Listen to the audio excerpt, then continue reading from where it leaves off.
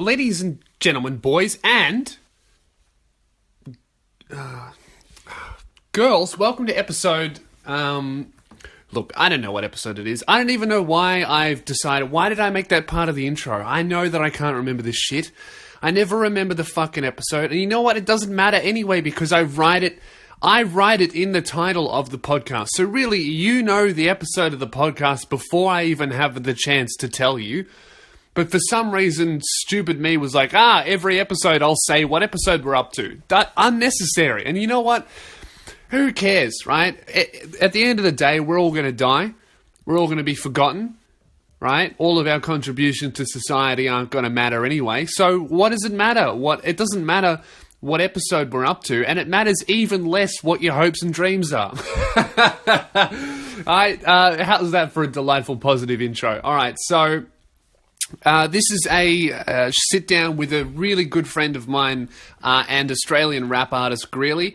If you don't know of him, I highly suggest you go and check out his music. It's Greeley, Greeley. He's from Tasmania, and really he's one of the oldest friends that I've ever had in Aus Hip-Hop. He's kind of the first guy that I came in contact with. We've known each other since before I started stand-up comedy. We've known each other since, it'd be over 3 years. He was there when I was thinking about starting stand-up. He's really one of the day one people that I've always had beside me, and I greatly appreciate his guidance and friendship, and I highly recommend his music. So this is a chat that we had... while I was in Tasmania after my show. He helped out with the show. He actually opened, and he did a bit of... he tried stand-up for the first time. And normally, if someone was like, hey, man, can I try stand-up comedy for the first time at one of your shows that is filled with paying customers? I would have been like, no, fuck off, pay your dues, work hard, come back to me when you've been doing it for 3 years, and then I'll let you open. But when Greeley said, hey... I think I want to give it a go. I was like, you know what? Absolutely. Because if you'll figure out by this podcast, Greeley is one of the best storytellers this nation has. And what I thought I would do to start this off before the chat that we have is play the story that he told at the Hobart show. And fucking hell, it's just the most Oz rap story you've ever heard in your life. So I hope you enjoyed this chat that I have with Greeley. If you're listening to this on Thursday, that's because you support me on Patreon. As you know, everybody gets the podcast episodes early if you're a Patreon supporter. Otherwise, you're listening to it on Sunday. I hope you enjoy this story that Greeley told at my Tasmania show and the chat that we have after it. That's all I have to say. Enjoy. Make some noise for James again, eh?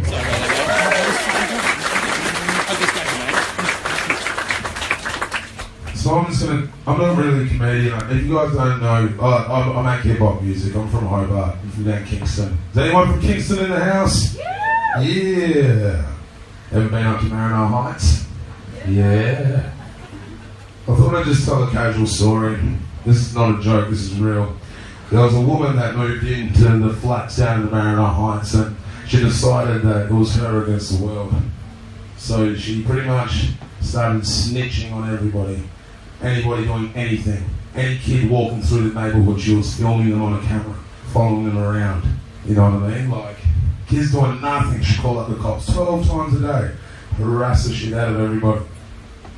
So, after a while, as you can imagine, it wore thin, yeah? Yeah? Have you ever had a nosy neighbour? Yeah, well, this is the next level, right? To the point where she was filming one of my mate's kids in their backyard. So my mate got pissed off. Went got some frozen fish and threw it through the window. Fucking smashed the window. She called the cops 12 times that day. They didn't fucking, didn't do shit. They were just like, nah, we've had enough.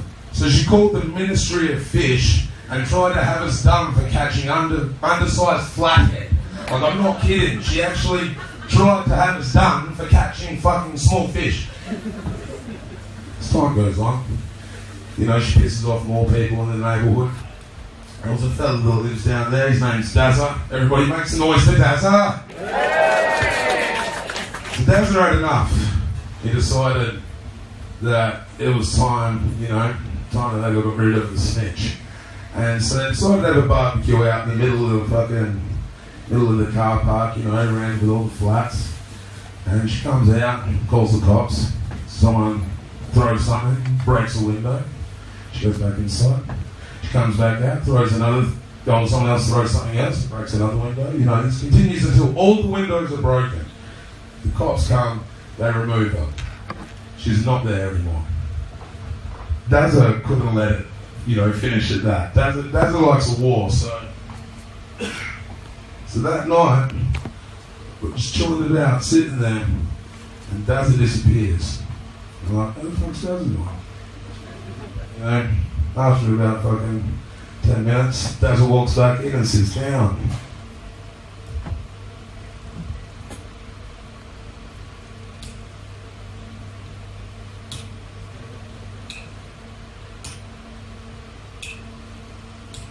We're like, no, Dazza. No, bruv.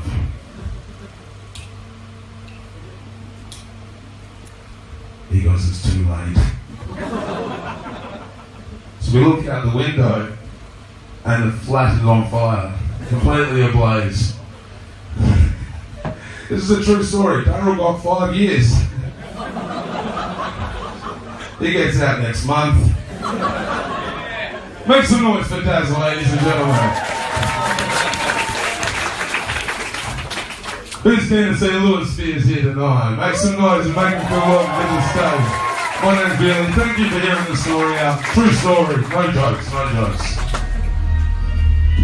Thanks again. Is it right? Alright, you can tell that Greeley was a rapper and not a comedian because he held the microphone like this. And then he told a story about burning down a snitch's house. Greeley, thanks for coming on the podcast, man.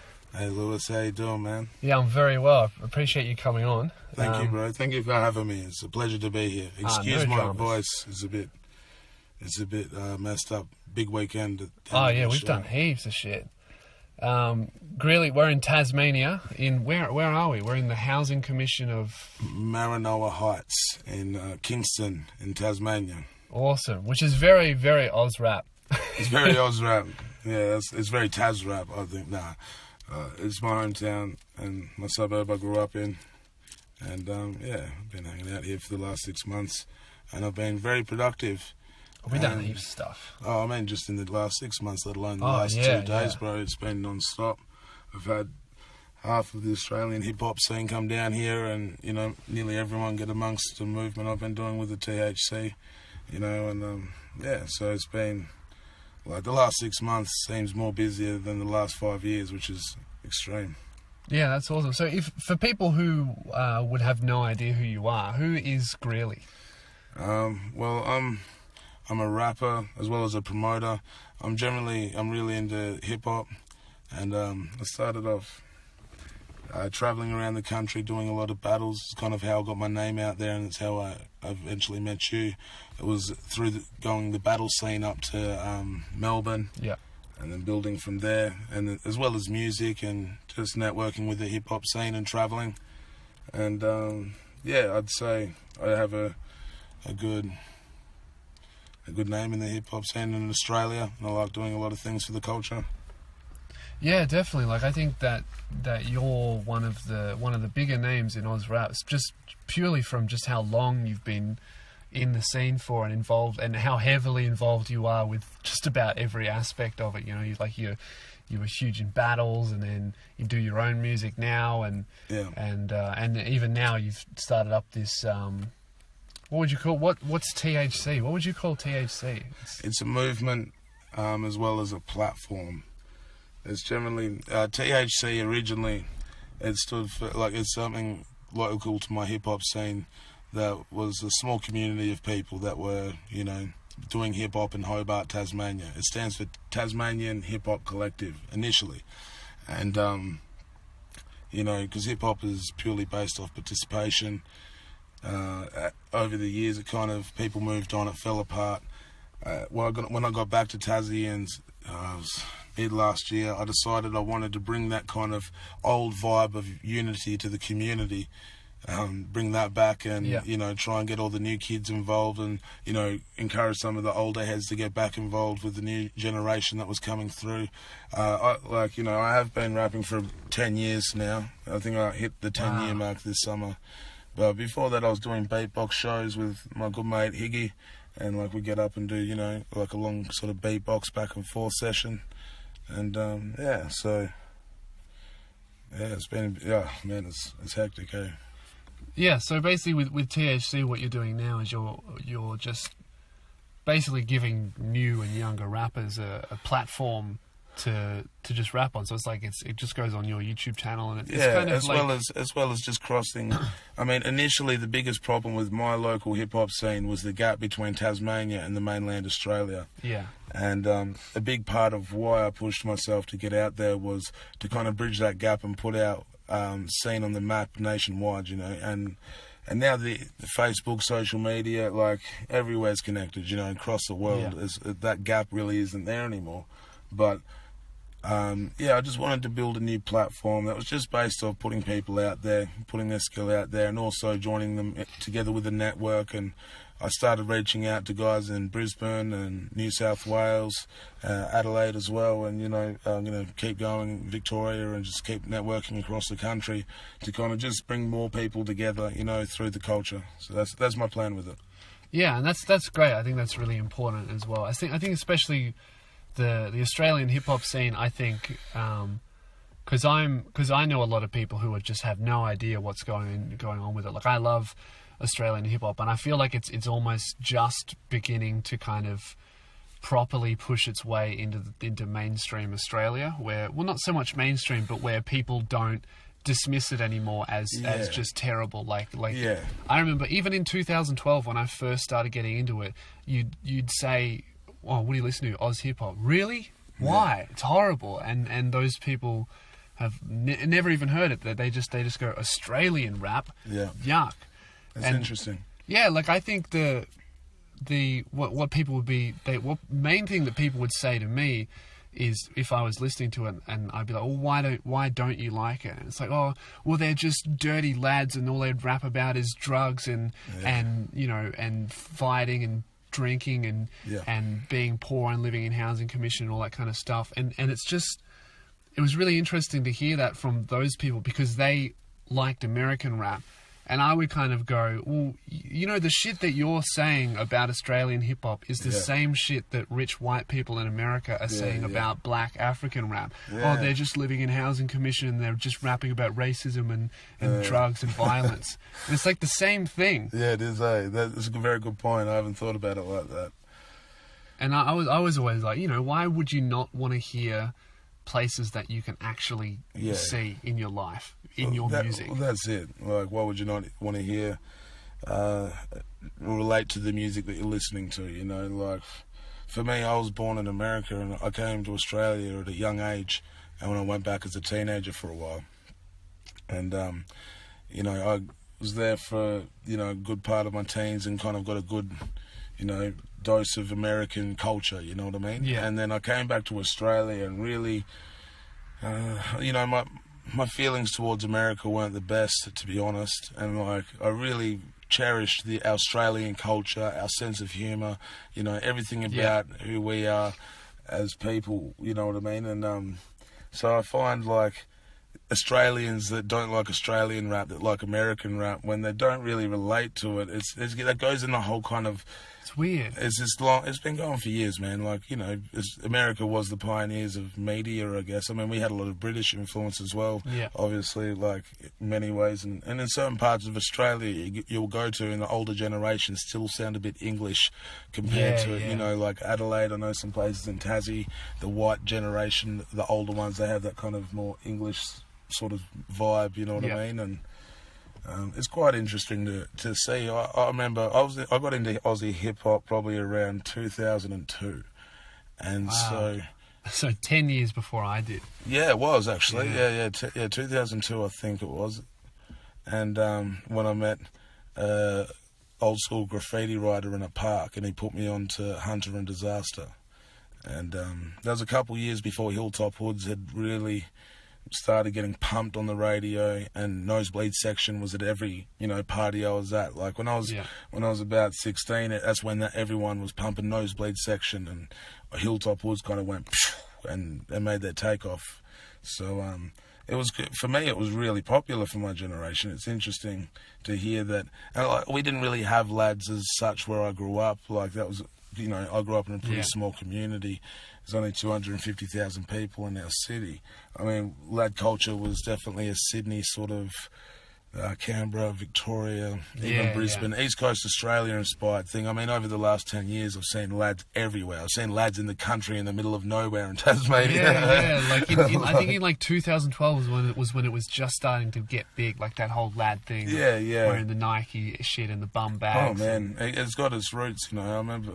When I was a teenager, I'd see guys that were fucking wearing a polo shirt with TNs, and you'd just be like, "Oh, you're from Sydney," straight away. Like, you know what I mean? Like it was guaranteed that there was nowhere else they could be from. Like people that were into hip hop were wearing baggy jeans and graffiti t-shirts and wearing a cap backwards. Back then, if you didn't wear a cap backwards unless you liked hip hop. Now everyone wears a cap backwards. Like it was a thing people did to kind of represent what they were into, I think. Like well, it's real interesting all how the culture has kind of changed, and you know, because I've kind of watched all that the Sydney scene kind of come up and really take over, and then, they've killed it. They've done so well. Like it's been amazing to watch, and especially considering, you know, you see half of the crap on social media of people trying to, you know, bag out the lower income areas, and, you know, people that are rapping about housing commission is because they are in housing commission. You know, it's not. I mean, don't get me wrong, I'm sure there's a side of Australia of, you know, rich kids trying to be housing commission kids, but like, you know, there's real people everywhere in any society. And yeah, exactly. I mean, that's where we are now. You know, we've just spent a whole day here in housing commission, and they're fucking good people, you know? Yeah. I mean, you know, if you saw them in the street, they might look a little bit scary, but at the end of the day, you get to know them, and they're just regular people. They just happen to live in housing commission, you know? Exactly, man. And that's kind of why I like Aussie hip-hop, because I would never be here. Yeah, for you know, sure. if I didn't get into Oz rap, because I first started getting into it, and I think the first stuff I heard that I really liked was a couple songs by Forte, and then from that I got into Cursor, and then from there I just went down the rabbit hole of it, and I've discovered you, and just became a massive fan of it, and now we're, you know, what is it, 5 years later, we're sitting in a car together. Having a chat down in Tasmania. Yeah, so it's really cool, and it's great to be part of something that you, like part of a culture that you really enjoy anyway. Yeah, you know, sure, like even if I didn't know you, I'd still be sitting at home listening to music going, oh, he's cool. Yeah, for sure, yeah. I'm still, you know, like, I'm a fan of, you know, big fan of what you're doing now, so it humbles me to still think that, you know, you were a fan of my stuff back then, and that's how we met. But I remember when I first saw you, it was, I think it was the first Melbourne Cursor show? Yeah, it was the first one because it was for his album, The Nebulizer, and it was in 2012. And me and my mates, we were all going to go, but then all of them pussied out because they thought they were too scared. They thought, literally, they thought there was going to be fights and they were going to get bashed. And they were like, oh, I just don't feel safe going, man. And I was like, why, fuck you guys, I'm going by myself. Yeah. And I went there, I got there super early, and I stood right at the front in the corner so that anyone behind me could just move more to the middle and I wouldn't get king hit. And it was great. Yeah, man. It wasn't dangerous at all. No, it was a good night. I mean, Skamo took his top off. I remember that. I remember that was the first time I heard of him, Skamo. Yeah? Because he was doing a DJ set or something beforehand, and his equipment wasn't working. You probably didn't see this.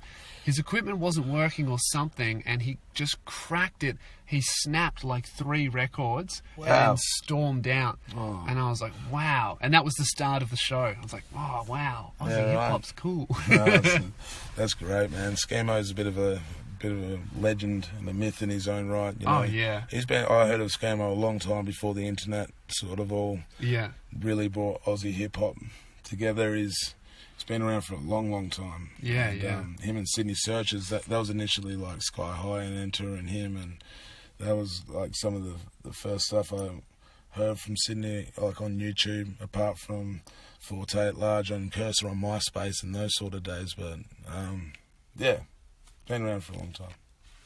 Yeah, and we didn't really, at that show, we had a brief interaction where I was in your way.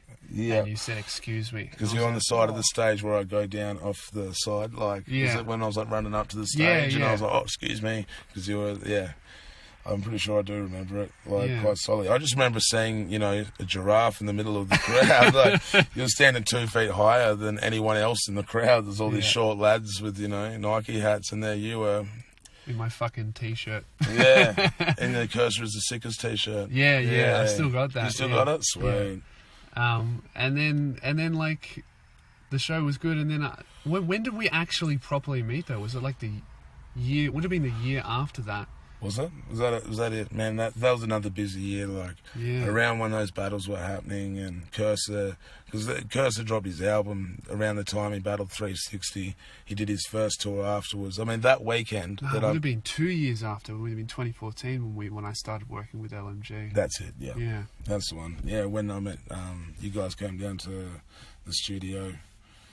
It was before you did stand up. Yeah. You kind of saw when I decided to, I want to do stand-up comedy. Because I always wanted to do it. Yeah. I knew that was what I wanted to do. Since I was 12, I saw a show and I was like, I'm going to be a stand-up comedian. But do you remember which show it was? Yeah, it was Leno and Woodley. Oh, yeah. It was their farewell tour, so it was their last show. And so it was just all of their fans from their whole 20-year career came out to see them for the last time. And I just got lost. I didn't really know who they were because I was so young, but I just got lost in the connection that they had with their audience. Yeah. That was just, and I was like, fuck, these guys have such an intimate connection with these people who have been watching them for years. Yeah. And it was just like, there's nothing like that, Yeah, no, I know exactly what you mean. And I just got lost in the energy and I was like, fuck, I need to do that. Yeah. And I never forgot about it. And then it took me, until I was 18 to actually step on stage for the first time. Yeah. And I did okay. What was the first time you tried stand-up? I tried it at the Comics Lounge. I did 5 minutes. Elliot Loney took me there. Yeah. We practiced my set the whole day in a gym that he worked at.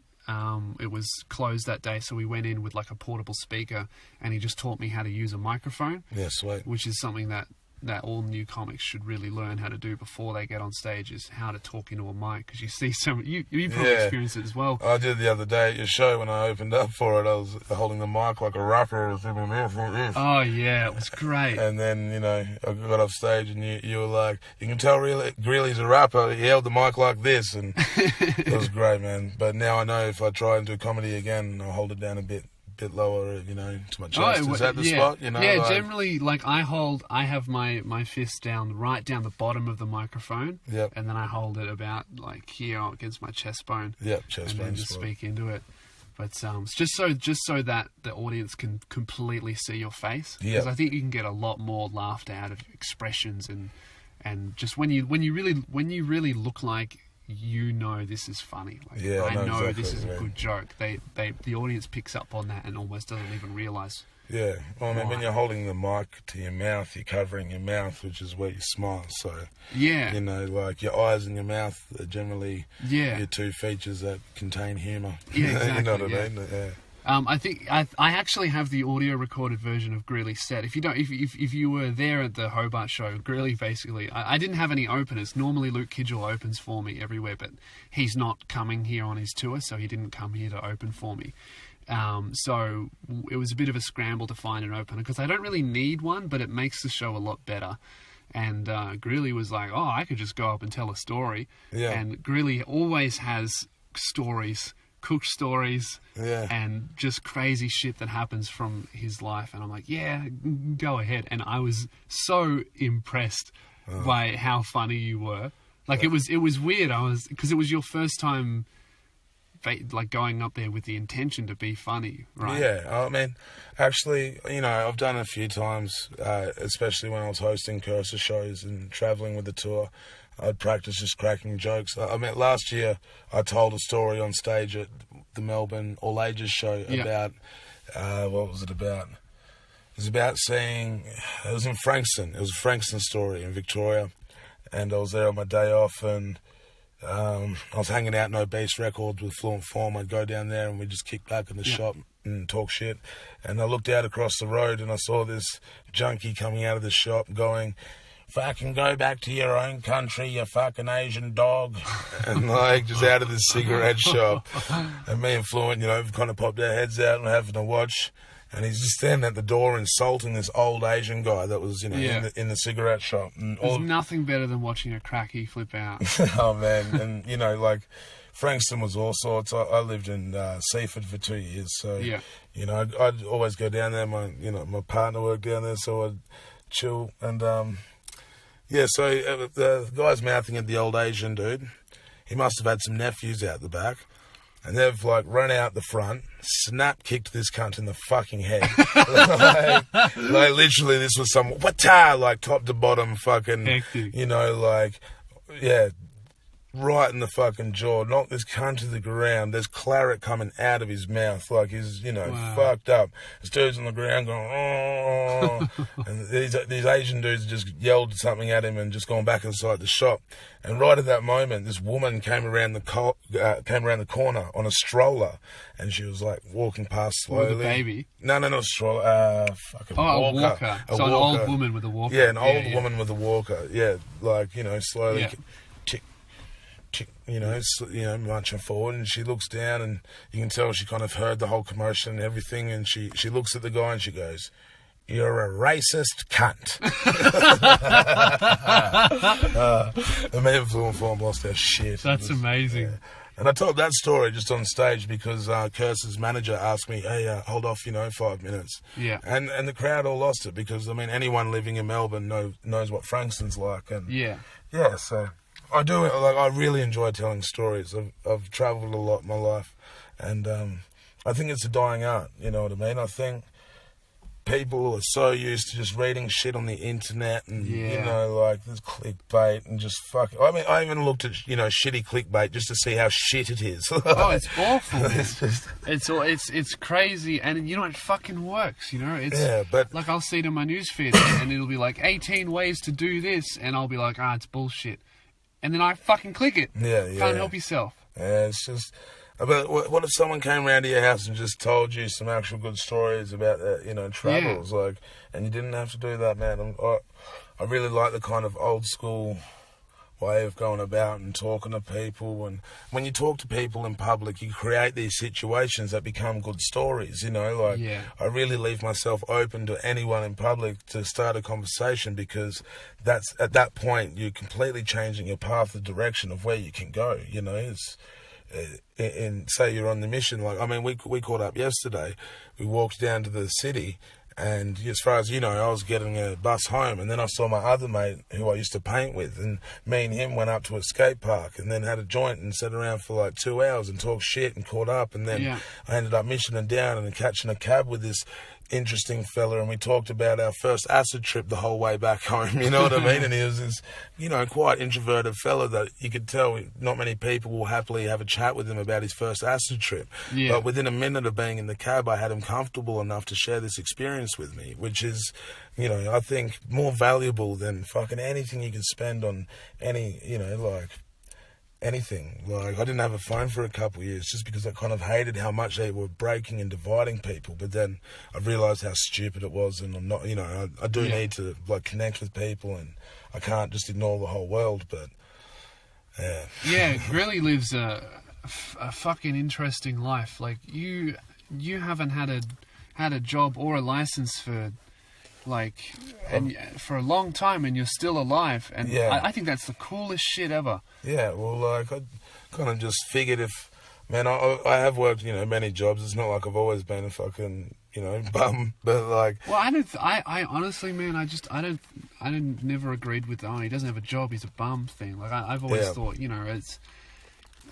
If you can figure out a system that makes you happy and you can afford to buy food when you need it, and just walk around doing whatever the fuck you want to do. Like, why? If that makes you happy, what do you need a job for? Yeah, man. Because jobs don't make people happy unless it's yeah. what they're passionate about and what they're chasing or they're trying to get somewhere. But all of the looking down on people, he's just a wanderer, he doesn't have a job. It's like, because he wants to wander and walk around and do shit. Oh yeah, man. Have you heard of like the John the Swag Man?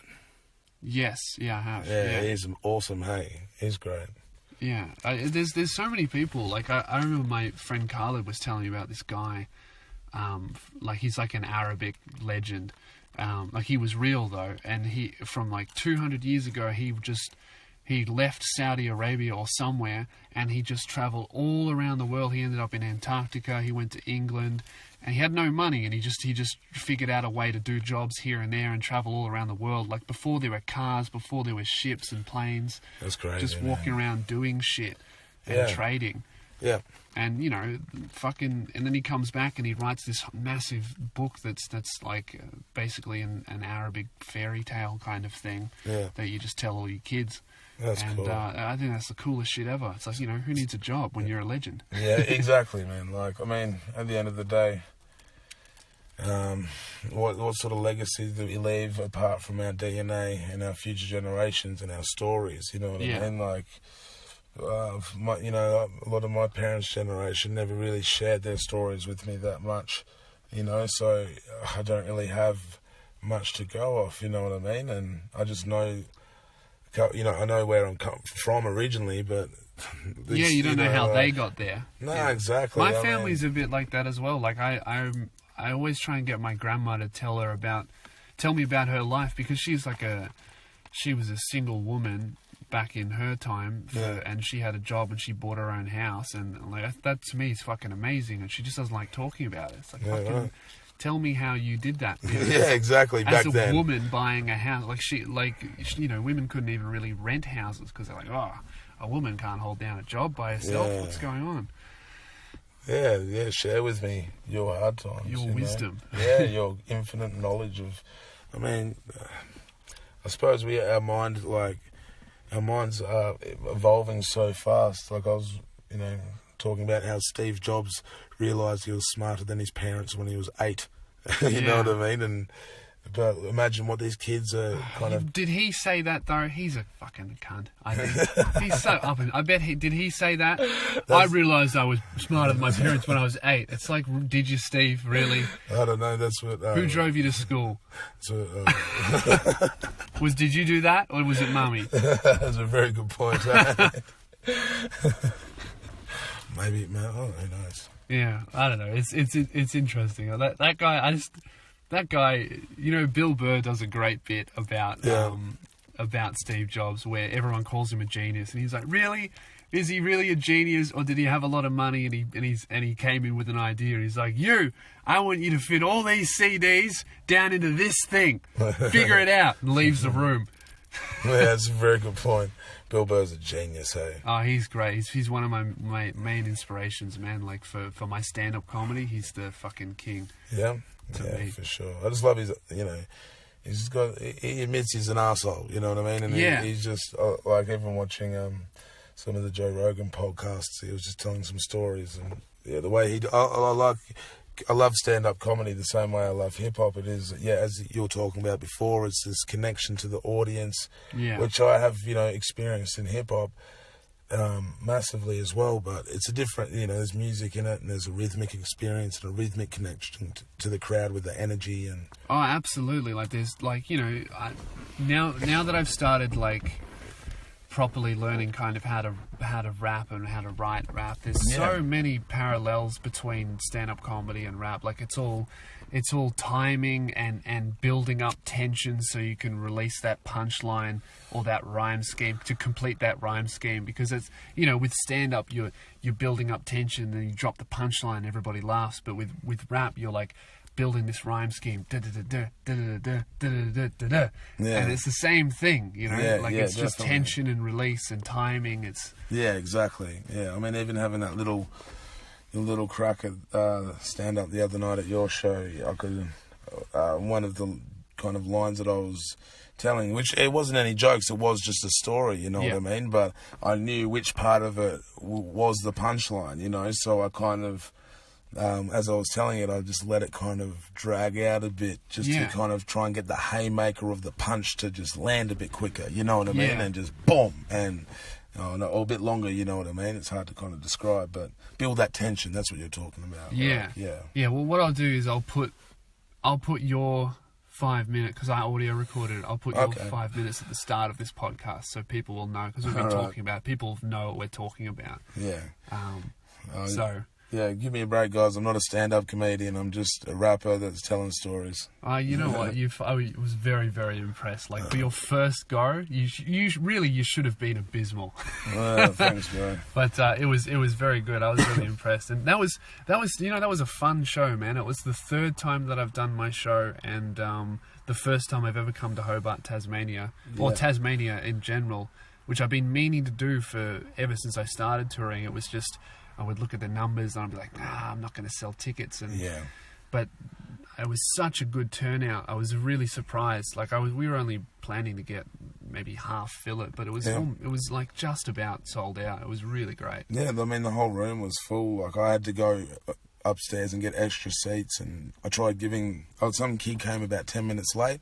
Yeah. And his mum comes up to me and she's like, can I walk through and find his friend that's sitting down? And I'm like, no. If you want to get your life ripped. Yeah, that's it. Like, actually, I should have let her go. That would have been awesome.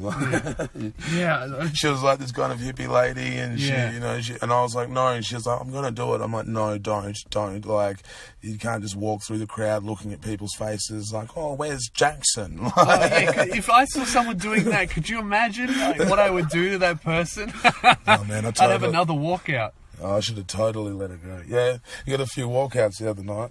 Yeah, we had, was it 3 people? Oh, well, I know. Well, I from what didn't I really saw, see it. Only, like, I was sitting at the back of the door, you know, watching the till as, like, and where all the tickets kind of came through. So I could see who was leaving and entering, you know. Yeah. And there was a couple sitting at the back, and it was about halfway through his set. You were talking about some sort of drugs. I can't remember. I was trying to think or pick where she got offended, and I was thinking maybe she had a family member or something that had an issue with the drug you were talking about or something like that, and just, you know, made her a bit upset. I like analysing people, you know, and she kind of just got up and, like, quickly, even more than a little kind of fast pace. It was kind of even a jog out the door, you know. Like, she was quite crazy. Yeah, she didn't look happy. But then the husband was still sitting there, and I saw him look enjoying left to himself. Yeah, he was having the poor cunt. He was having a great time, like, you know. And he looked left to right, and looked left to right, then looked back, and then looked left to right again, and then he got up and ran out after her, and they didn't come back in. But the other guys, they didn't walk out. At the end of the show, I was standing at the door as people were leaving and thanking them for coming and asking them if they had a good night. And a lady in particular really didn't like one of the jokes and started, you know, telling me how there's a line and how you can't cross that line. And I started explaining how comedy is an art form, and, you know, his comedy tour is called a... Well, the thing she was offended by, we won't ruin the joke, but what I was talking about was basically something about a young child and sex. So that's, you know, it was about... It was about a pedophile joke. Yeah, it was a pedo joke. Yeah. And, like, fucking...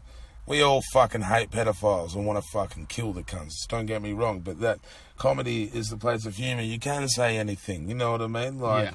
And for me, I love over-the-top comedy. Ever since I was a kid, you know, I love the offensive stuff. Like, I remember, Doug Stanhope had a bit talking about how people got angry that he was getting drunk in his performances. Yeah. And he's like, I'm a comic, not a fucking bus driver. Like, he goes, I need the confidence to stand up here in front of you judgmental pricks. Yeah. So I lubricate it with alcohol, you fuckwits. You know, he's great. Oh, man, I love Doug Stanhope. You know, he's one of those guys that I'm just so impressed that he's still alive. Oh, he's... Like, yeah, I know. Like, I know what you mean. I watched him on the DVD when it was the same time I discovered Eminem. I think I discovered Doug Stanhope, to be honest. Like, my mate's dad back when you'd pay your mate $10 for his dad to burn you a CD, and that was an acceptable transaction.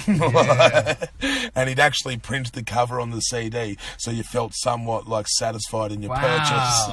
Crazy. I remember I did that for my friend with Curse's album. Yeah. I bought it, and then my friend gave me $10 so I could burn it and give it to him. Yeah, sweet. And then I did that, and that was the last I ever heard of burning.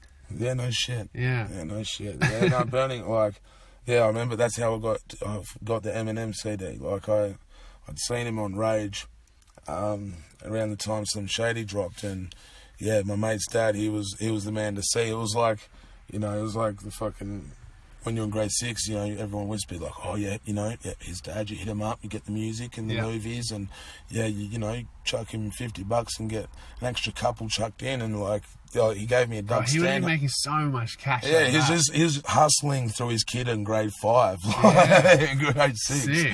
You know, like, what a legend. And it's a great little business. I haven't even like thought about it in retrospect since I've been an adult. Yeah, it's like a fucking piracy blockbuster trafficking through your child. You wouldn't steal a car.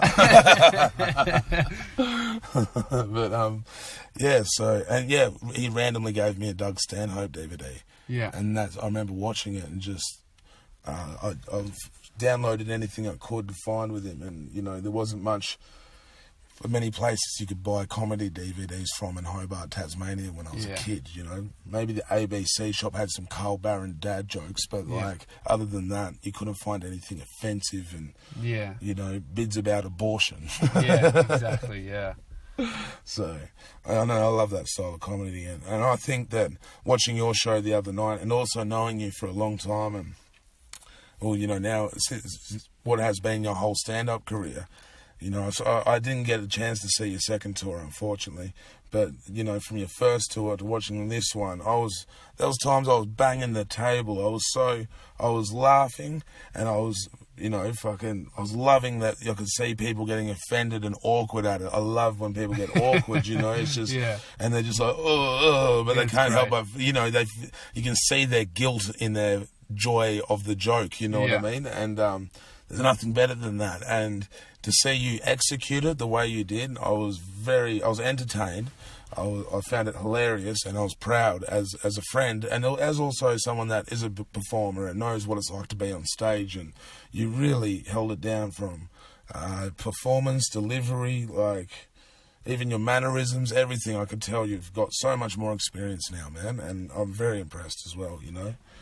Yeah, thank you, man. I really appreciate that. I think that this show, I was talking about in the podcast a few episodes ago, like in the last 3 or 4 months, I've started to really feel like a professional comedian. Yeah. And I think I've finally got it. Like I've started performing in professional comedy clubs where it doesn't matter who the fuck you are really, because there's an audience there every night. That what really matters is, are you exceptional? Yeah.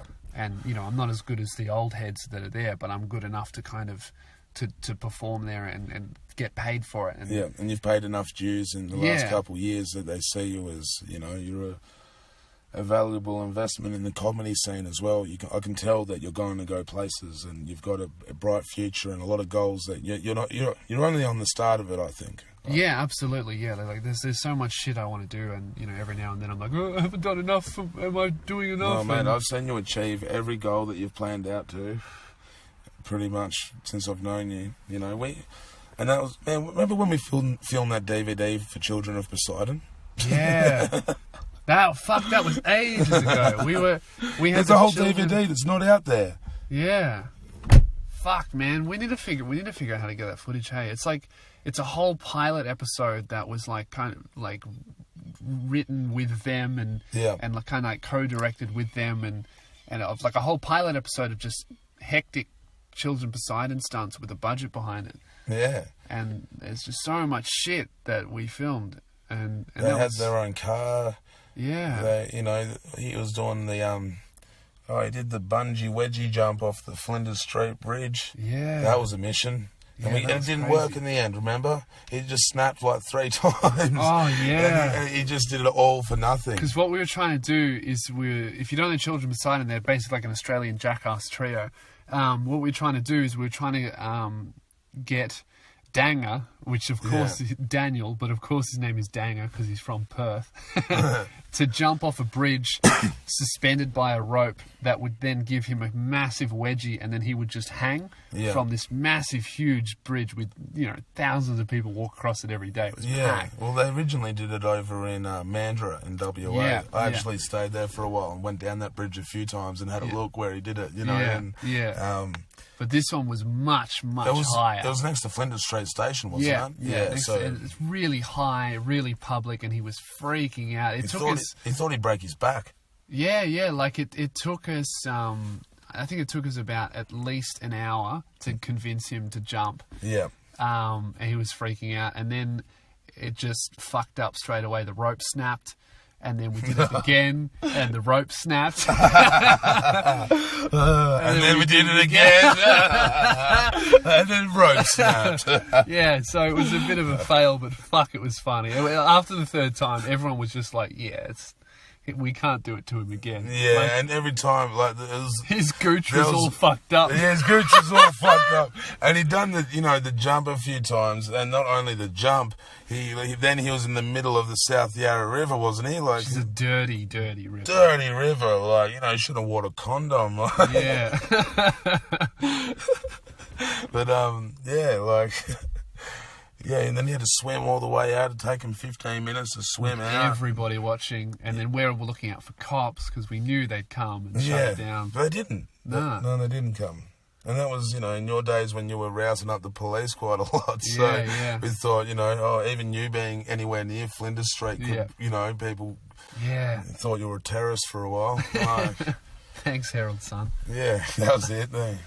And that with Victorian police. Yeah. Well, we instigated all that shit. Yeah. Checkmate, wasn't it? Oh yeah, it was great.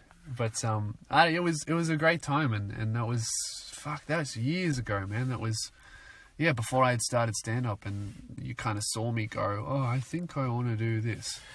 Okay, I remember I came to, it was a bar in, I think it was Ormond. Yeah, well, it was On Top Bar. Pretty sure that would have been either my second or my third ever gig. Awesome. And it was an open mic night, and it was it's one of the, still to this day, one of the weirdest gigs I've ever done. Well, I performed at it as well, didn't I? Yeah, because that's why it was so weird for me, because it was like music artist, comedian, music artist, and I had to get up there. And because there were like 5 music acts before me, I had to kind of be like, I don't play anything, I just tell jokes. Yeah. And everyone was like, what's this? It took them like a minute to get into it. And I wasn't that good. I was very new. Yeah, but I remember it still going well. It was a cool little corner pub, with a tiny stage and right in the corner. It was very intimate. Everyone was really right close and around you, and you only fit about 30, 40 people in there. Well, there's actually a regular comedy night there now. That's awesome. Yeah, Jazz is running it there. Yeah, well, I think, I'm not sure if this was before or after, I filmed a video clip there. Yeah, we did that. I filmed that with you. Yeah, that's right. Yeah, I filmed that. Oh, forgive my memory, bro. Nah, it was ages ago. You filmed that, and I sent it to Cortex to edit. That's right. Yeah, that was for my song Smoko off my album Apple Isle Child. Available on iTunes and all good music retailers. But you should go to YouTube and just download it from the video, convert to MP3, and because I haven't got any money off my iTunes in a while, to be honest. But. Well, honestly, I would really recommend Greeley if you want to get into Oz rap, or if you like Oz rap already. But if you don't know anything of Oz rap, Greeley would be a really good place to start, and I really recommend his album. It's very good. Thank you very much, man. And at the moment I've been smashing so much music out and networking. Yep. I've found these young guys up in Brisbane that are really good, and it's really refreshing to see some young talent that's just so impressive. And I found some local talent in my hometown as well. And I did a song with, this local guy and this kid from Brisbane, and then they've met up, and now they're making music together. And the music they're making is up on a next level, and they're both, young minds just bouncing off each other, and even just feeling like I've been a part of that.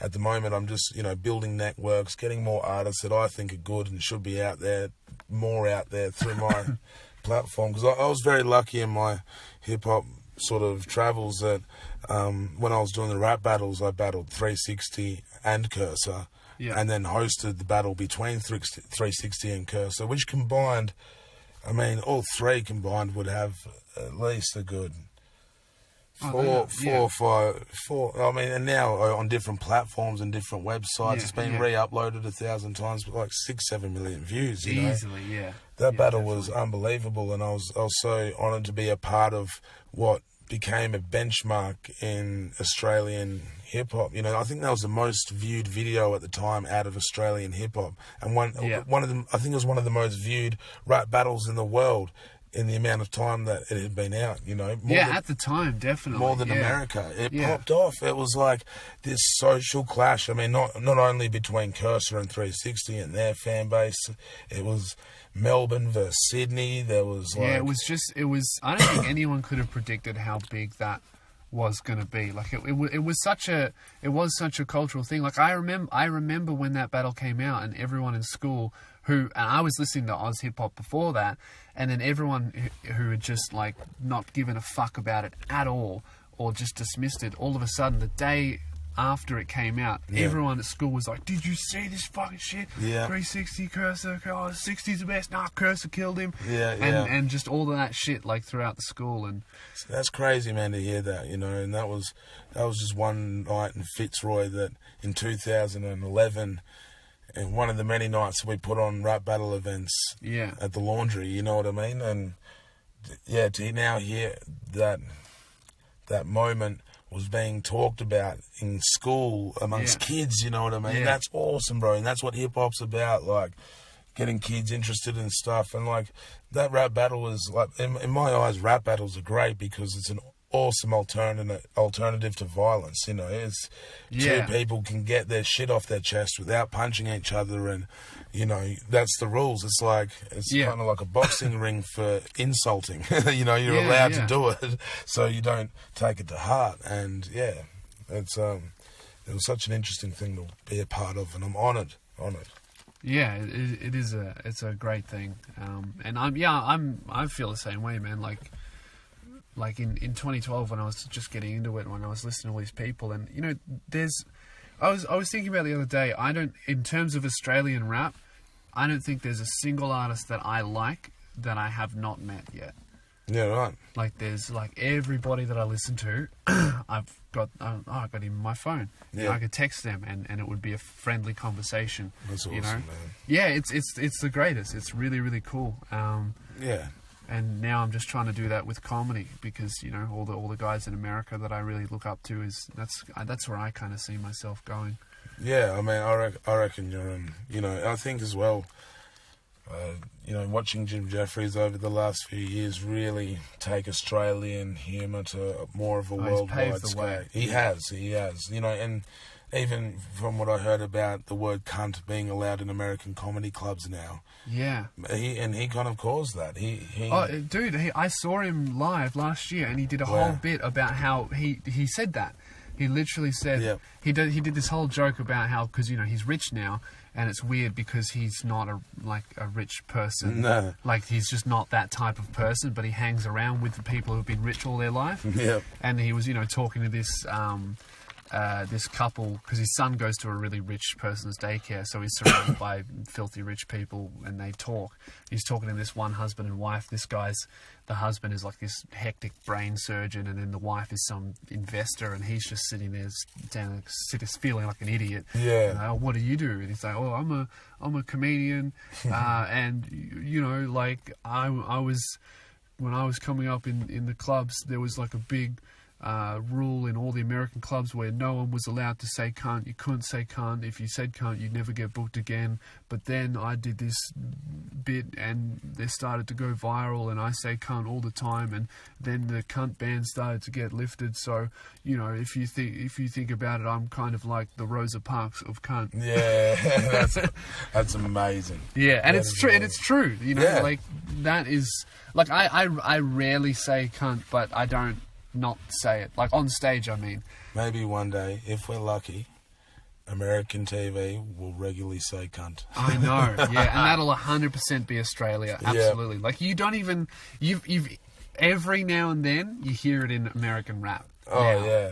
And it sounds, you know what? It does sound, even when I hear an American say cunt, I'm like, oh, fuck. Yeah. You said cunt. Like, when I hear an Australian say it, it's just a word. But when I hear an American say cunt, Oh, yeah. Well, I'm like, fuck. My dad's American. You know, I was born over there. And when I was over there, when I was 14, I remember I'd spend a bit of time with my stepmother. And she'd swear all day. She'd be, this guy's an asshole. You know, that guy's a prick. Like, she'd just swear at anyone. She'd be like, you know, she'd throw it around. Yeah. But only once in a blue moon, you know, you'd be there and she'd have this look of disdain when she saw someone. She'd go, that right there, that's a cunt. Yeah. You know, and it was so heavy. I remember it just being like, oh, it was just foul and just, it was raw. But, you know, like, I say cunt 24/7 all the time. It's like, hey, cunt, it's cracking, cunt. You know, it's so easy. Like, I suppose I swear quite regularly all the time. It's maybe a part of our culture and our tradition. Well, it is, yeah. I read the study, we swear the most. Australia? Australians swear the most, like, by far. By far out of every... I think, I'm not, this won't be 100% correct, but I think number 2 is Scotland. That's which great. Makes sense. That makes sense. Yeah. But we were even leagues ahead of them. Oh, man, did you know about, like, Donald Trump trying to invade Scotland? No. Because his mum's Scottish. Yeah. And he's like, I love Scotland. Yeah. And a while ago, he tried to build a big golf course there. Oh, yes, I did hear about this, yeah. He did build a golf course there, and he tried buying land off a local farmer, and the farmer told him to go stick it up his ass. And, you know, he was just this old Scottish guy, and he's like, yeah, my mum thinks he's a prick. Like, it was great. Fuck off with your golf course. Yeah, man. And that's it. He's just like, Scotland's great, you know. We'll build a golf course there. Yeah. He's turning the whole country into his personal golf course. Oh, yeah. All about it. All right, man. Well, I think we've come to the part of the podcast where we get people, we just give people some life advice. Yeah, no worries. So basically what happens, I've got 2 questions here. You don't have to answer them quick. They're 2 big questions, so we can give big answers. Okay. And it's just people who need a bit of advice or some help. So the first email that I have here is from Nicole, and the subject line is, I found out this guy I know is a pedophile. Ooh. I thought you'd be a good one for this one. Hey Lewis, my name's Nicole, and I'm in a really I haven't read this one either. I just read the subject line. I'm like, yep, we're doing that one. My name's Nicole, and I'm in a really weird situation right now. In middle school, I'm currently in high school, I went to my local boys and girls club, and I became friends with a 27-year-old volunteer who was a favourite with a lot of the kids there. So over the course of about 4 years, we hung out with another volunteer, and she was 15. So that would make the guy 31.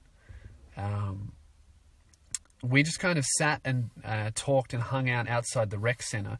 But after a while, I decided I was too old to go there, so I stopped. Cut forward to my birthday, he texts me and asks if he can take me out to eat for my birthday, and we did. After he was dropping me off at home, and we were talking in the car, and he started talking about how he was dating the girl we hung out with, and they just broke up. I was taken aback because he was almost 30, and she's a 16-year-old high school student. Oh, yuck. This cunt's fucking taking her out for dinner and... Yeah. So she would have been 15 or 16 as well at this time. Yuck. I felt so fucking disgusted. He was always kind of off, but I never thought he was kitty fiddler. So I blocked him and her on everything, and he tried to contact me via my cousin, which was creepy because they've never met. And I found out when my cousin texted me asking why some faggot named Scott was messaging him. I moved to Seattle later that year and started over. Seattle? Yeah, this is America. Basically forgot all about it.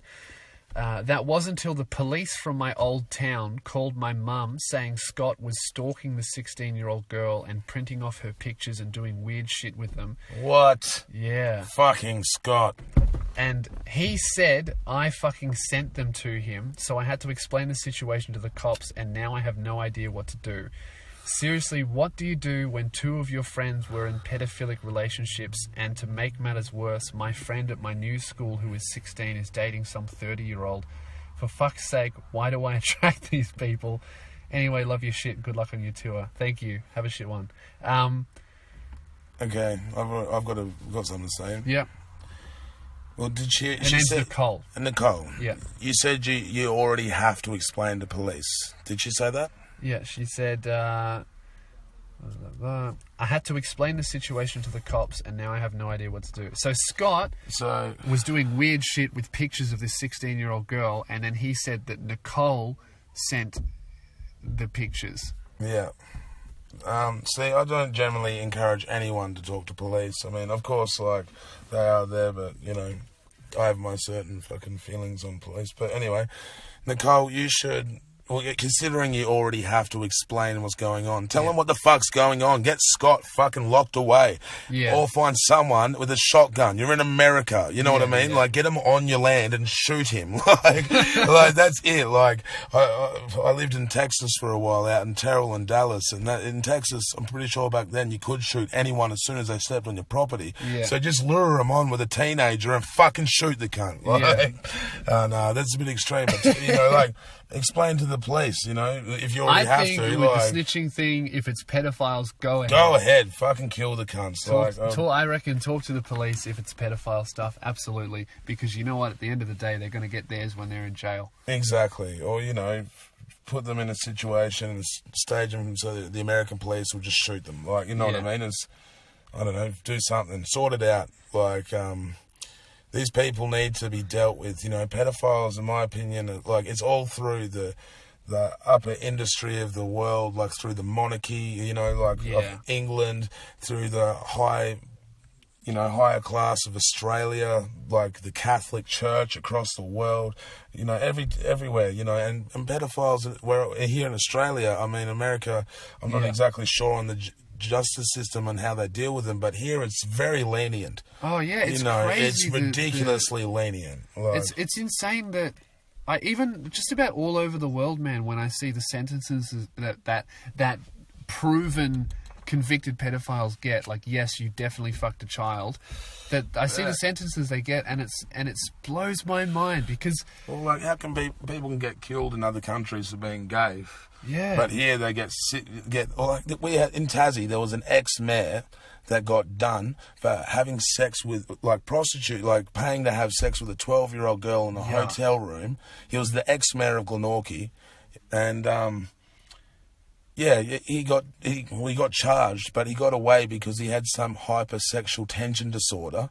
Fuck off. You know, and like it's a small place, so he's obviously in with the judges, in my opinion. Yeah, definitely. And you know, and he got beaten by ladies with the handbags out the front of the court. You know, got on a plane and never came back, but he never got dealt with, and he was the mayor of the city, and he got done for paying to have sex with a 12-year-old girl, you know,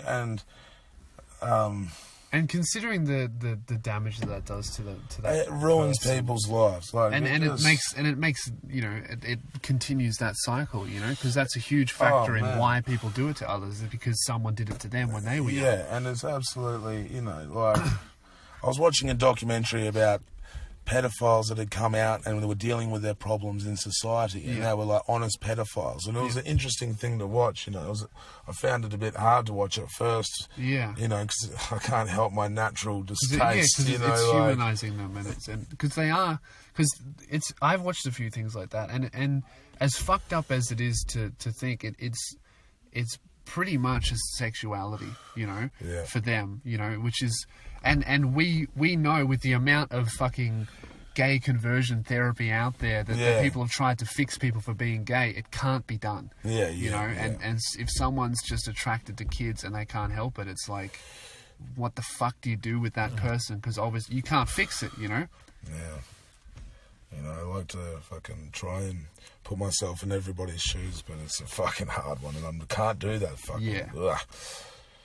I can't help but instantly resort to violence in my mind. I guess that's the person I am.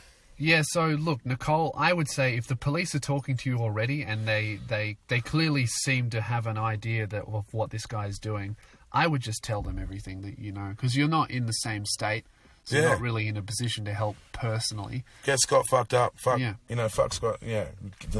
Fuck him. All right, good luck, Nicole. I hope he ends up in a hole. Best of luck. And, I really hope it gets sorted out because that's not on. All right, so we got the last one. Okay. Sup cunt, love your shit, keen for the tour. Thanks, mate. You can call me John. All right, John. Oh, this is a great one. So basically, I fucked 2 of my friends' girlfriends. Oh, John. Yeah. John, you're a dog. Yeah, the subject line of this is I had a threesome with 2 of my friends' girlfriends. Well, threesome at the same time. Yeah, see, this is where it's a moral dilemma now. Because if you fucked them separately, you're a dog. But if it was at the same time, it's like, Wow, John. It's like almost impressed. Yeah, well, like... It's like, really, could you pass down the opportunity? Because, a threesome happens once in a lifetime. Not even for most people. So it's like under... Let alone 2 of his mates' girlfriends that all of a sudden, for some reason, it goes from such a dogging thing to some, like, impressed, like, it's kind of props, like. Oh, yeah, because that opportunity only comes around every once in a while, because it's like, fuck, what would you do? Yeah. I don't know what I'd do. So what's the rest of the story with John? All right, so basically, I fucked 2 of my friends' girls. Firstly, I would like to say that I was asked to keep this quiet, so what is the first thing I do? Put it in the worst podcast in the world. Oh, shit, John. You're taking stabs now. Anyways, so I was at the club with some of the boys trying to get laid because I'm a horny 18-year-old cunt. And in the club, I see both of the girlfriends, Amber and Maya. So we make eye contact and then proceed to walk over to each other. I buy them both a drink because we're close friends. Really? Or because you wanted to fuck both of them? Yeah. I buy both of them a drink because we're close friends, and then things start going on from here. After a couple of rounds, they both start flirting with me hard out. At first, I wasn't going along with it, even though I wanted to, but I didn't want to dog the boys, so I held back. Good man. This was until I was fucking gone. I guess he means drunk. By this point, we go to different clubs and shit, and then I hooked up with Maya whilst Amber stood there. And then I asked if Maya wanted to come back to mine, and she said yes. Okay, so you're a dog man because you were planning on fucking just one of your friend's girlfriends. Yeah. So we've reached dog status. You have dogged the boys at this point. You have dogged the boys, John. And whatever happens after this is irrelevant. Amber also came with us as her car was at Maya's and had no ride home. We get back to my house and me and Maya get frisky. Whilst we were going at it, Amber comes in the room and just asked to fucking join in. So obviously I said yes and the threesome happened. So basically he was like, well, I'm already dogging the boys. I might as well go full ball. Full dog. Full dog the boys. You can't go halfway, well, you can't just dog the boy. Yeah. You know what I mean? Like, you have to dog the boys. Exactly. Yeah, you fuckhead, John. Man. Well, you did say this was the worst podcast in the world, and, right now we're sitting in a housing commission in Tasmania. So you've got a point. You have a good point. But, I hope you get busted and named and shamed. So the last part of it is, I don't know if I should tell my mates what happened or just keep quiet. Me and my mates are close cunts to the point where we have seen each other's genitals for banter. How is that the fuck? How is that the markation of friendship? Yeah, I know. Obviously, you and me, we're not that good friends. I've never seen your dick. No, sorry, Lewis. I don't really want to see your dick. I do plan on continuing our friend. We were close. Oh, bro. Fuck. But right. So what do you? He doesn't know what to do. So he's fucked. Dude. So you fucked your 2 of your friends' girlfriends at the same time, and you don't. You're going to get caught. You will definitely get caught. Yeah, you... Dude, I don't even know if my friend came to me and if my mate invited another... So me and Luke, we both have girlfriends. If you invited me and Luke over to your house and said, hey, man, I fucked both of your girlfriends at the same time, I wouldn't believe you. Yeah. I don't think I'd even get angry. I'd be like, yeah, whatever. Sure you did. Good on you. Yeah. You've had some bad drugs, John. That was a good trip last night. Yeah, fuck. I don't even know how I would react to that. Even I would hate you, but even there'd be a small part of me going, good on him. Yeah. I mean, obviously, was that their real names? I don't know. He just said Amber and May. He said you can call me John. Yeah, so I don't know if Amber and May are the same name. So you may have just outed yourself, John, whatever your real name is. Yeah, well, like... So what should he do? I reckon he tell should his man friends? up. Yeah, man up, John. Cop a beating, mate. Like, when I was 17, one of my mates' girlfriends, the same sort of deal. Like, I was at home, and when I was 17, I used to drink lots of cask wine. Yeah. I used to mix it with V, and, you know... Wow. And I drank so much, and I was so blind, like, and... I remember sitting on the couch and my mate's ex, like they weren't together at the time. They'd been broken up for like 3-4 months. Doesn't matter. No. I'm not making excuses, but you know, like I knew, like let me finish the story. Like she came round and she kind of started hooking up with me, and I hooked up back with her. You know, this is my first sort of experience of fucking dogging the boys. Yeah. You know what I mean? And you know, I did fuck her, and like. My mate found out like a couple of days later, and he rocked up to my house and fucking stormed in my front door and went, "You're a fucking dog." So I stood up and went, "Fucking have a go, bro. Fucking free shot." And he fucking dropped me on my couch and fucking kicked my computer off the table, picked something up, threw it through the window.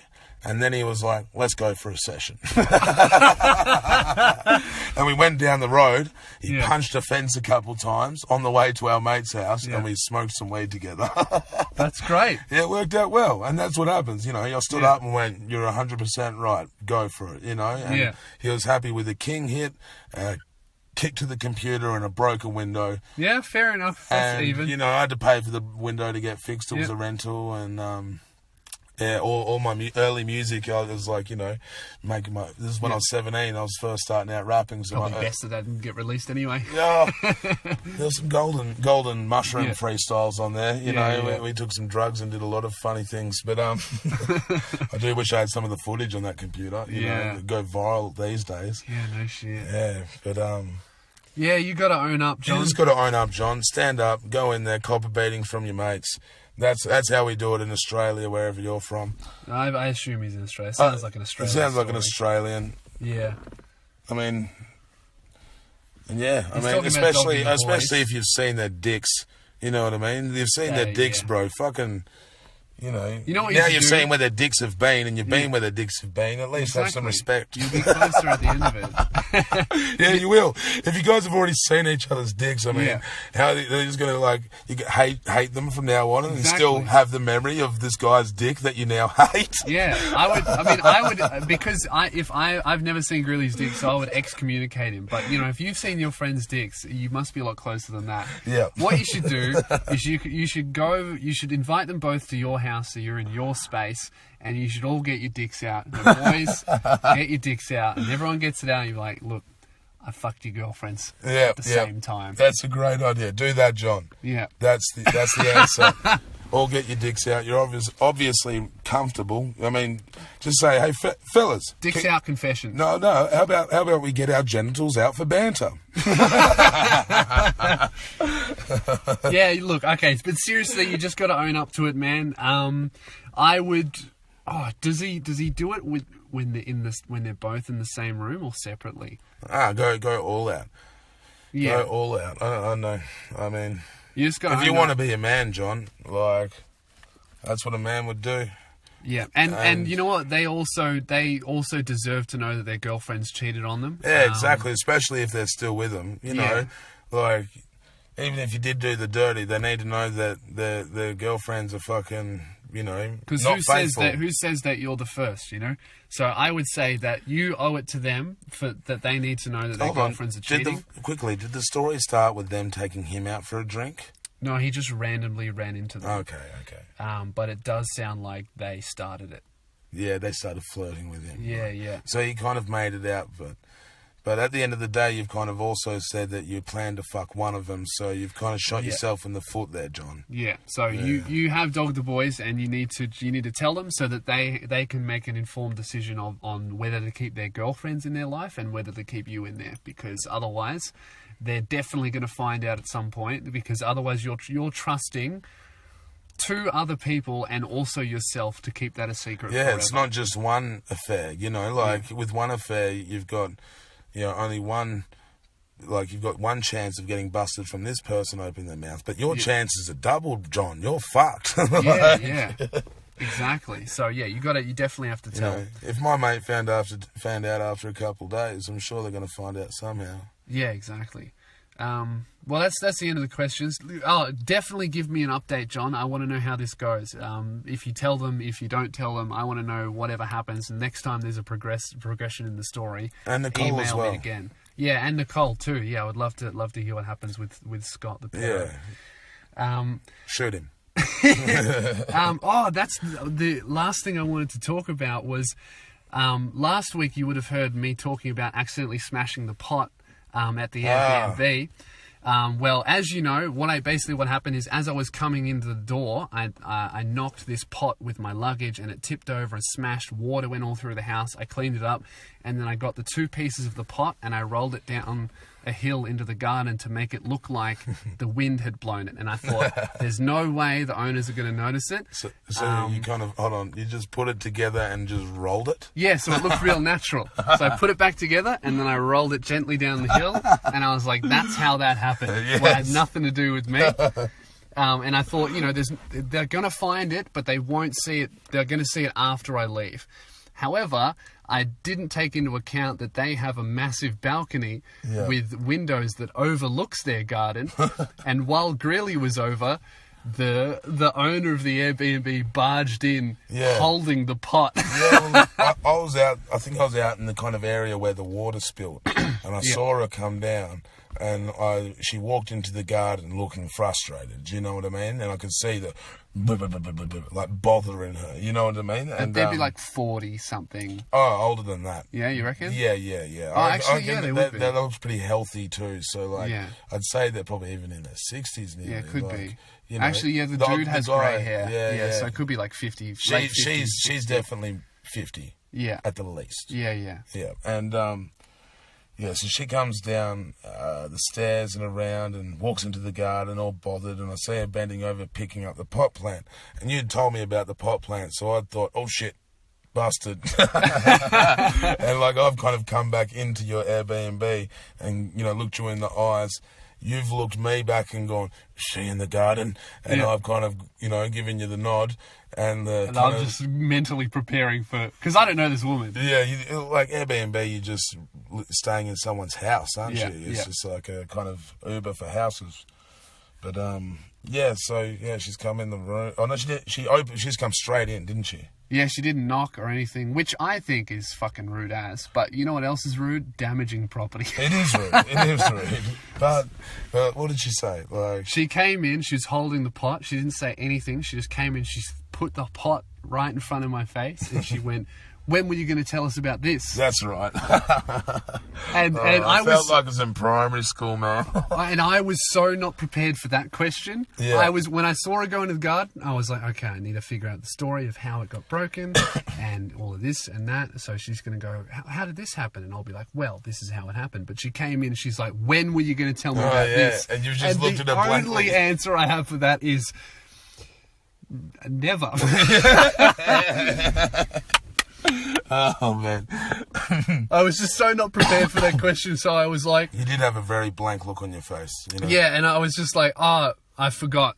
Yeah. I just told her that I forgot about it because it happened really, really late at night. And you know what, it was their fault. They put it right in front of the door. Yeah. And there was, you know those people, you go to their house and they just have fucking shit everywhere, like weird ornaments and pots and in their weird hippie garden, and they think it looks cool and everyone else is just trying not to break their neck. And so she comes in and she's like, when were you going to tell me about this? And she rolled me. I was like, sorry, I forgot about it. Yeah. And then I think she asked, how did it happen? Yeah, she goes, how did it happen? And I told her the truth, I was coming in and I knocked it with my luggage accidentally because it was in front of the door, and then I lied and said that it tipped and rolled down into the garden. I didn't tell her that I put it in the garden. Yeah. I told her that it rolled down in the garden. Well, it was quite from where I saw her walk, it was quite a distance that it rolled. Yeah. So, and at that point, she's looked at you blankly and she shook her head and just went, rubbish.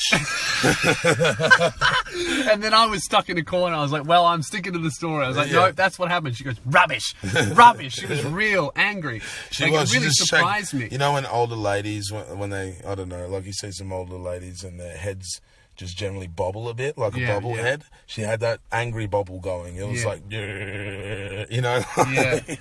and Rubbish. Rubbish. And then she went back to, when were you going to tell me? And you just kind of like, oh, I forgot. Yeah. Getting stuck with the story, man. And I do give you credit for sticking with the story, because fuck, it was an awkward moment. Yeah. And she kept looking at me, and I'm like, don't look at me, I'm not even staying here, you know. Yeah, Like, because she had never seen you before. no, but I was just there, I think, yeah, just... Because Mike, the cameraman, she had met, but he left. He went to the airport. He was gone, and I'm Yeah. so happy that he wasn't there, because he definitely would have said shit. Yeah, he would have stirred it up, you reckon? Oh, absolutely, yeah. He's definitely. You'll see in the tour vlog when he stirs up someone who tells him not to stop filming. Oh, really? Oh yeah, it was very funny. He's a good guy. Yeah. Mike. He's very good at what he does. Oh, he's a freak. Yeah. But yeah, and then so she said rubbish a few more times. You And know, then she she's was waiting around for something. You're just looking at her like, what? Yeah, like she really wanted me to. She really. I think she wanted me to apologize, but it was like it was not my fault. Like the fucking pot was in the way of the door. It was a complete accident. It was nighttime when I came home. Like, it was stupid of her to put it there, and it's a fucking pot. Yeah, exactly. Like, there wasn't even. I would understand it if there was like an elaborate plant she was growing in there, but it was an empty fucking pot full of water. Yeah, And on top of that, they had a billion fucking pots. exactly. There was so many weird ornaments in their garden. I suppose, you know, that maybe they're a bit precious about their material objects. But and then she eventually, after a while, when Lewis wasn't giving her anything more that she kind of was asking for, she went, "Well, you reimbursed me for this." Yeah, she said, "Well, you have to reimburse me," and I was like, "Yeah, that's all right." Yep, no worries. And then Yeah, like, which I think that one, she wanted me to fight her on it. She's like, "Well, you have to reimburse me on it because," and she wanted me to go no, so she could have a go at me. Like, so I think she really wanted a reason to hate she me, was looking and I for didn't an give argument. her one. Yeah. Which I can tell with a lot of older women, when they get pissed off, they look for a reason to continue the argument so that they can win. Yeah. But when it's something like that, where it's just you don't give them much, it's Yeah, like, you just kind of stared at her blankly, and you know, even when you were speaking, you were calm, and you're like, well, what? You know what I mean? Like, it was just that kind of, you gave her nothing, and she stormed off at that point after saying that. I think when someone's like angry like that, they want to get angrier, so that then they want you to get angry, so that they can go, "Oh, you yelled at me, you're the bad guy." But when you just remain level and calm, and they've amped it up in the beginning, and they have to stay at that level. Yeah. It's either they stay at that level of anger, or they come down to your level, and then they go, "Oh, now we're having a reasonable conversation." Yeah, but I didn't think she could handle that. She just she was, you know, you weren't giving her nothing. She was angry. Nothing was coming of it, you know. She couldn't get any reciprocation in this anger, you know. And so she just left. She just left. Took her anger somewhere else. And then her husband came down and asked us. So reasonable. He was lovely. He's like, "Hey guys, so what happened with the pot?" And I told him, I was like, "Well, it was in front of the door, and it was an accident, blah blah. It probably shouldn't have been there." And he goes, "Well, you know, fair enough, but we would have liked to have known." And I was like, "Sweet. No. Why didn't you come? Why didn't dude? If I was him and I saw my wife fucking raging, I would have been like, don't go and yell at our guest. I'm gonna go and talk to him for you." Yeah. And then we could have had that reasonable conversation, but. I've just been avoiding them since that, because that was yesterday morning. Yeah. And I haven't seen them. Was it yesterday afternoon? Yesterday afternoon, yeah, that's right. Yeah. I haven't seen them. Because I've been leaving late and coming home late, just hanging out with you all day. And I was paranoid about them coming in, because that was the second time that they just came in without knocking, because they've got a really? key. They came in before. So what I did when I left today is I put my luggage in front of the door and put it right up against the door and closed it so that I would know if they came in, and they didn't come in. And I also did that when I left now, so we'll see if they came in. I don't think they would. It's just better safe than sorry. Yeah. Well, that's, I mean, like, the kind of the line with Airbnb. As good as it is, it's a cheaper option. You are staying in people's houses, and yeah. Well, normally I stay in a completely like a house that they're not in. I didn't realize that this was basically how it's set up. Is it's like I'm on the bottom floor and they're on the top floor, and there's no stairs to come up inside the house, but you have to leave my area, go outside, and then go up the stairs, and then you're in their area. But it's basically a 2-story house that we're in. Yeah, it is really. And I generally hate that shit. But I didn't realize so. And look what fucking happens. Yeah, exactly. You have a bad experience with the woman, you know. But the dangers of Airbnb. So I'm just avoiding the conversation of what happens when I leave. You know what I mean? Like I'm gonna get up early and I'm just gonna get the fuck out before they come in and try and harass me about money. Because basically what I'm gonna do, there's like a dispute form through Airbnb where they can go, look, my guest broke something, and I want him to pay me this much, and then Airbnb will come to me and be like, look, the host says you broke something. What do you say? And then I'm gonna say, I didn't break shit. It was broken when I got there. I don't know what she's talking about. And then Airbnb will pay her the money. Easy done. They got a $1,000 guarantee thing. So that way, she gets her money. I don't have to pay her anything, and Airbnb pays it. Everyone's happy. She should have actually looked it up before she came down, and then she wouldn't have had anything to get angry about. Exactly. You know? And she's been like, oh, well, they'll pay for it. Yeah. I don't even have to go down there and deal with this. Yeah, she can buy herself a nice new pot and maybe put a fucking plant in it. Yeah. And you know what? If there was a plant in it, it wouldn't have tipped over because there would have been dirt in there. Exactly, and it would have, had, weight in it. I mean, maybe that's why the water was in there, maybe to try and keep a bit of weight in it. So. No, it was just rainwater. Like, you could tell it was super old. Like, it was just rainwater. I don't know why the fuck it was there. It was... But, whatever. Pissed her off. That's another... Now I can't do my Airbnb tour, which I really like to do. If on Snapchat. I just go through all their shit and film it on Snapchat, but I'm not going to do it this time. Already damaged their property. I think that's enough. Yeah, for sure. For sure. So, thank you very much for coming on the podcast, Greeley. No worries, man. Really appreciate it, It's been a pleasure, and, this is the first time I've done one. I've been a fan of them for a while, and, I was worried. I was interested in how it would go, and we've just, talked shit the whole time, and it's gone great. We've had a good chat.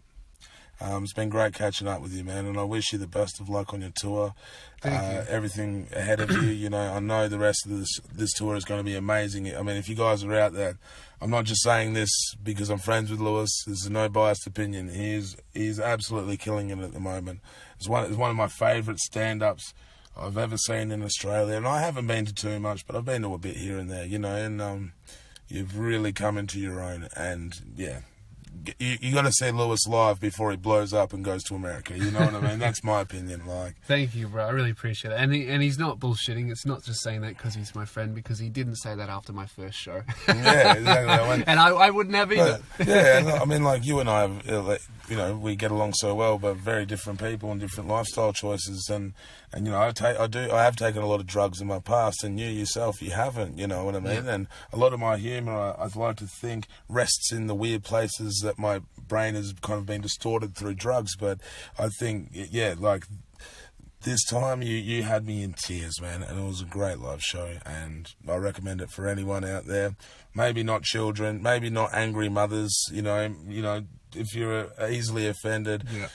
If you're easily offended, go. Pay him to get pissed off, because that's what these people did. And yeah, it's funny. It is. That's what I didn't say this when we were talking about it. I think I've noticed. I've only done the show 3 times, but 2 of the shows I've definitely had walkouts. So I had walkouts. Had 2 people walk out in Hobart, and then I had 1 person walk out in Geelong.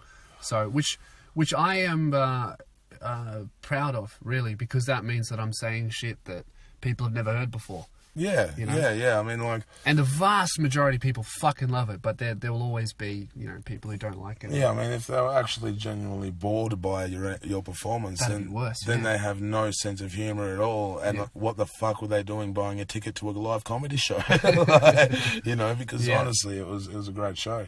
Awesome. And and if you can't handle that sort of stuff, thicken your skin a bit. You know what I mean? It's a hard world, and comedies, there's nothing better than laughing, releases endorphins, you feel good, have a good laugh, And yeah, if you guys would like to check out Greeley, I'd really recommend his music. It's Greeley. Yeah, you can check me out on iTunes. I have an album on there, Spotify, as well as YouTube, Facebook, Instagram, Grills 1989, Grelz. I've got a lot of music, and at the moment, doing some shows on the Cursor tour, on the traditional album tours. I did the Melbourne one last week. It was really good. And, thanks again for having me, bro. It's been great. All good. All right, thanks for listening, guys. I'll talk to you next Sunday, and have a shit one.